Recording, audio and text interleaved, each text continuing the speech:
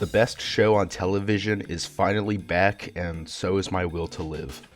You heard me right. Amazon just dropped the first 3 episodes of the very waited on Invincible Season 4, and I'm just going to give my thoughts about it in this video. So, without further ado, let's just jump into it, and please like and subscribe to the video. Your boy's trying to get out the hood.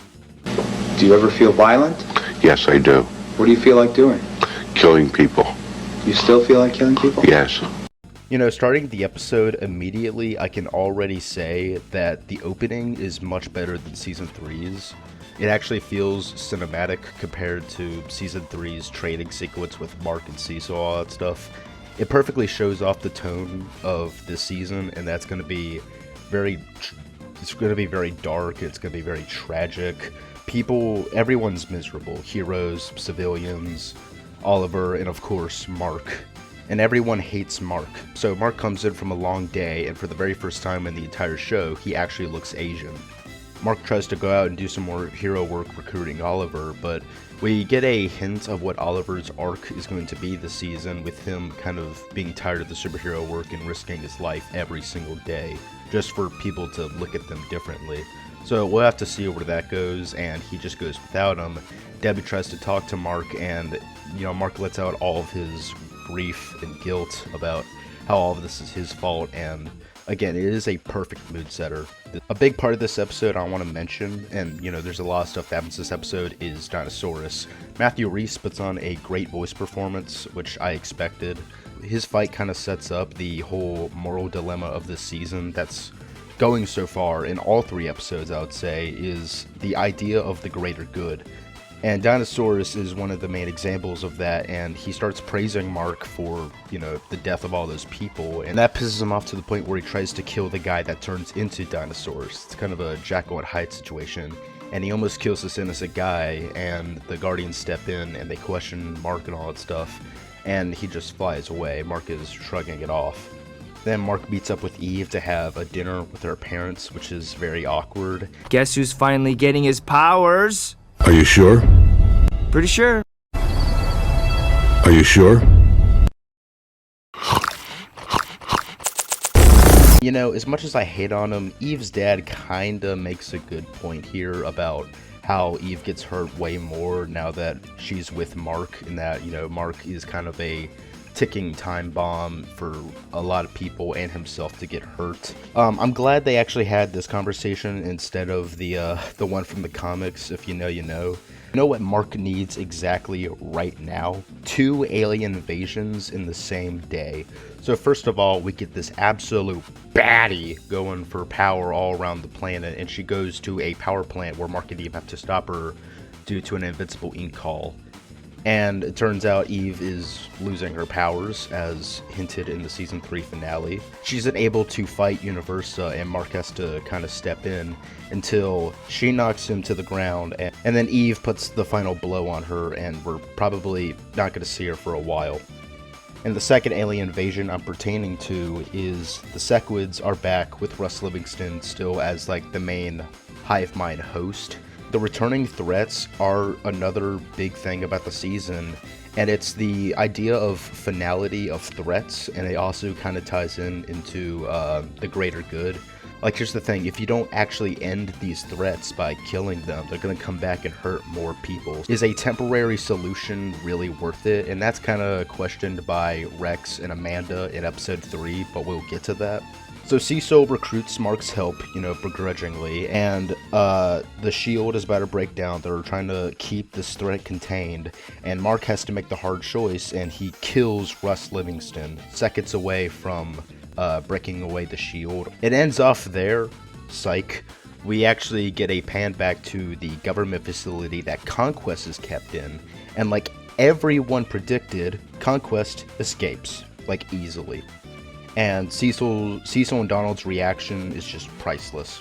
Episode 1 is a very good starter for the season. I wouldn't say it's a better first episode than Seasons 1 or 2, but it surely is a better first episode than Season 3. It has a lot more action going for it, and they also tie that action into, the big moral dilemma of the season, and it really ties into the idea of, like, the greater good that gets picked up on very heavily in episode 2, which episode 2, this is like the big one that everyone's been talking about. It's now in the top 5 highest rated episodes of Invincible, and for a good reason. We get a flashback to the Scourge virus first landing on Viltrum, and you are shown a perfect presentation of why Viltrumites' culture is terrible.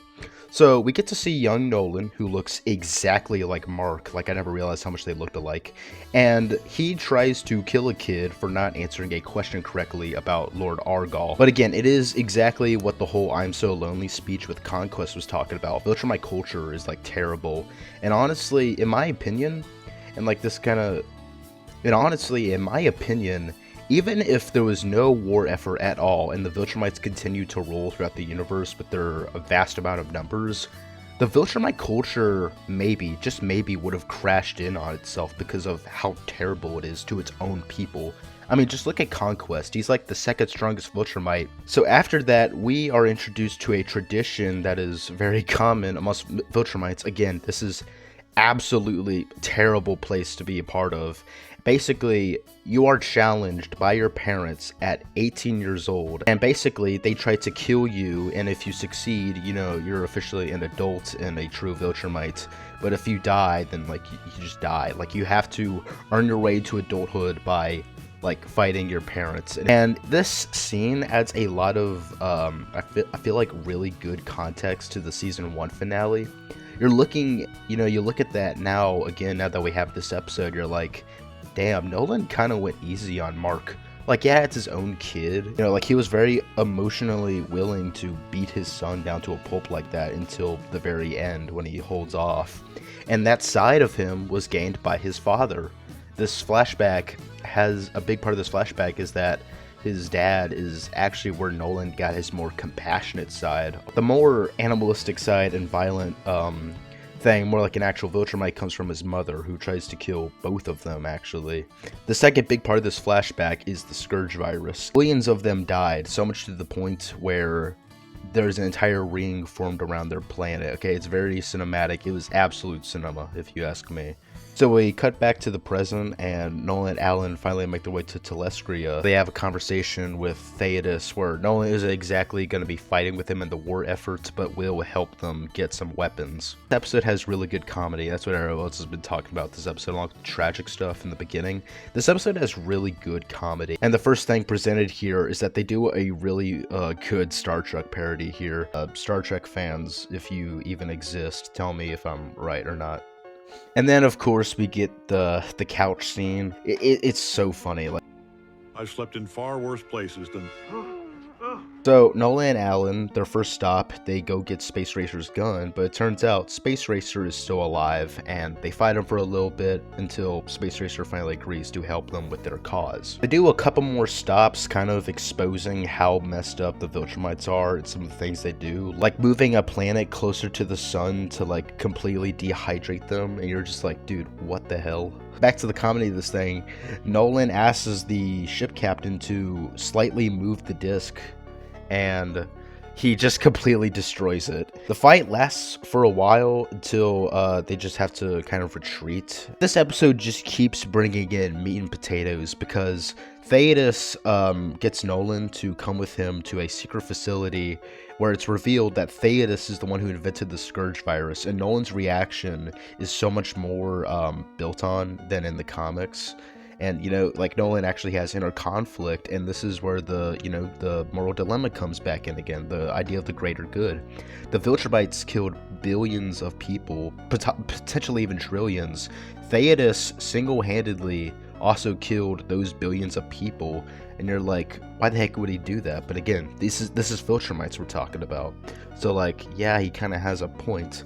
And Nolan is very conflicted on this. He can acknowledge the terrible past of his people, but also, you know, his father and his commanding officer, maybe even friends of his, died that day. So it's just such a good scene, man. And then finally, we end off the episode with Conquest coming back to Viltrum, and, you know, there's really no better way to introduce a new big bad than have the last big bad bow down to him. Episode 3, this was probably the weakest out of these first 3 episodes, but When I say weakest, take that with a grain of salt, okay? There's no Invincible episode that's below 7 out of 10 in my opinion. So I think I speak for everyone when I say we're kind of tired of Titan and the Order and all that stuff. I mean, it was kind of the weakest episode in Season 3 in my opinion, the Episode 5 with Liu and the dragon and all that stuff. Although I think this episode concludes it in a really cool way. It starts off with an assassination attempt on Titan and his family in the park. And in almost what is a direct parallel to the Season 2 finale, I feel like Titan just beats this assassin down in the middle of the park, and it's it's a really cool scene. So, you know, Titan decides to take some action, and we see Machine Head again, which was... who doesn't love Machine Head? So a big part of this episode is that it's kind of the wrap-up of Eve's superhero duties in this season, I feel like, because Eve is in the middle of a field, don't ask me how she got there, and her powers finally just stop working together. Like, she can't even build, like, little energy beams or anything, or let alone physical objects. So she's cooked in terms of being a superhero on duty, and the Invincible Inc. responsibilities, the other half of them that aren't Mark's, go to Oliver, and that's a big part of this episode that ties into the Titan and the Order stuff. Oliver takes the call of Titan, and Oliver will be the one helping Titan with this Order stuff instead of Mark this time around. And I think they have a pretty good interaction, and they just pull up to this ghetto-ass building, and they find the guy that should have died, that, you know, fell like 1,000 feet in the air. Seriously, I don't know how he survived that. And Mr. Liu is still alive, and he goes into his dragon form, and they start fighting. Although, at the same time, a very familiar face is back. So I mentioned earlier one of the, that's not the main theme of the season, but it's more like a secondary one, is finality. You know, these threats, you have to end them or else they're gonna keep coming back and hurting people. Rex and Amanda have that talk after Rex throws up one of the Sequids and destroys it, okay? That's like the end of the whole Sequid saga, finally, after 4 seasons, jeez. And they have this new idea that they need to start like finishing things off, aka killing or completely destroying. So Rex and Amanda have the great idea to go into the Flaxen dimension, and they're gonna try their best to stop this threat once and for all, because this is like, what, the 4th invasion of them? And they actually get stuck in the Flaxen dimension because this guy just really wanted to end the whole thing. After that ties up, Mark decides to go on his way to help Oliver, because Oliver isn't really doing too well against the dragon. Dragon gets away, and Mark, you know, realizes that Titan was the one who recruited Oliver to do this job, and he is absolutely pissed, and he just starts beating down on him. It's such a cool sequence, until Oliver calms him down and starts asking, like, dude, what the hell are you doing? And so they finally leave, and that is kind of the end of the Order saga, you know. So it turns out Machine Head was in control of this entire situation, and he tricks Titan and Mr. Liu into joining the Order again, and Machine Head is still on top and in charge. The episode ends with everyone dealing with their injuries, the emotional fallout of 2 members of the Guardians being lost to a different dimension now. Mark is talking with Eve about how violent he's felt recently, and they agree they're gonna work it out. Also, Eve is pregnant. Anyways, say these first 3 episodes were fantastic and just such a good way to start the season is an understatement. My final thoughts are, yeah, this season's gonna be peak. It has potential to be the best one. The next episode we're getting is gonna be an entirely new story. Very intrigued to see that. We're gonna see Damien Darkblood again, and it'll be a less demanding video to make, considering it'll be 1 episode from now on. But yeah, that's my thoughts. Yeah, just please subscribe.